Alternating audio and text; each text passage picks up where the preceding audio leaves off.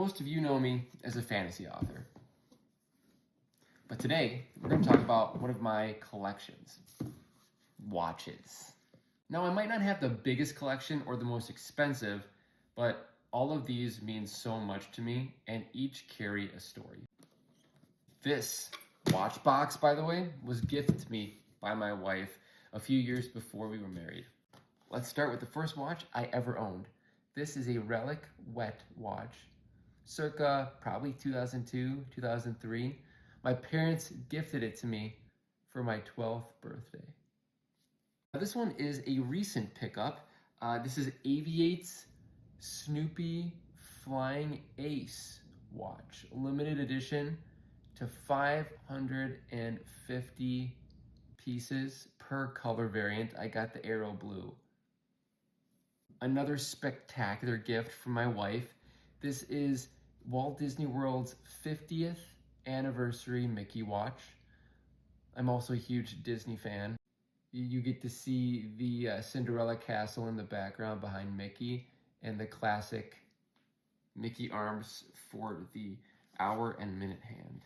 Now this one I got on a Royal Caribbean cruise back in, I think, 2023. I'm a huge Star Wars nut, and we walked into one of the jewelry places on the cruise boat, and I saw this one and immediately fell in love with it. I love the blue and red colors along the bezel. And then, of course, this is a scene depicting Luke and Darth Vader's fight from Episode 5.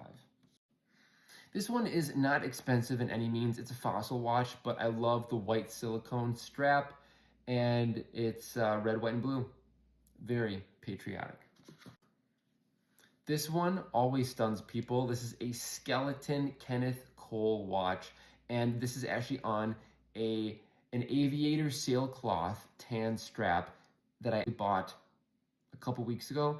It came with a faux brown leather band, and I've owned this one for 10, 12 years, so it was high time that I replaced the strap. This one is my first ever Timex. It's a 1983 E-Line reissue TV dial, and it's in all silver.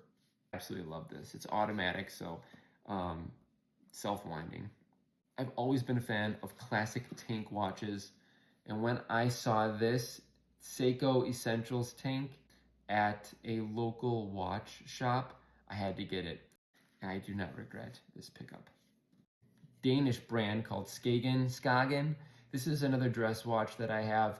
Brown leather strap, but very minimalist and thin. When I'm wearing this, I can't even tell it's on my wrist. It is such a great feel. And finally, we have a Gill digital sailing timer watch. Nothing too special. It is waterproof, which helps because I get very wet when I'm out on my boat, but also this helps me time the starting sequences for all of my regattas. So there you have it. This is a glimpse into my watch collection. Of course, I'm constantly on the prowl. I am going to be quickly running out of space in this watch box, but some of the watches that I'm currently on the prowl for would be the Seiko Presage SPRE45. It has the most gorgeous green face that I've ever seen.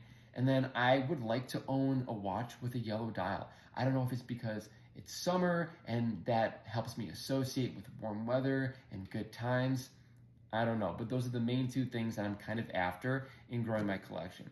So if you like this kind of video, let me know and I can share with you more pieces of my ever-growing collection outside of watches. See you next time.